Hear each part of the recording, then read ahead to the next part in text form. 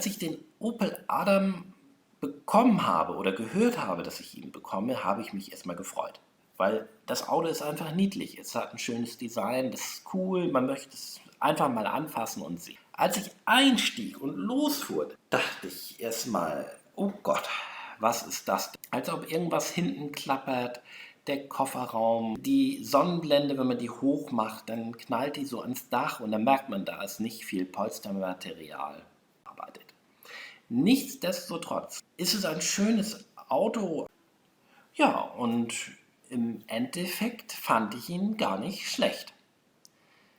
Also wollt ihr euch mal ein vergleichbares Auto kaufen, schaut euch den Opel durchaus mal an.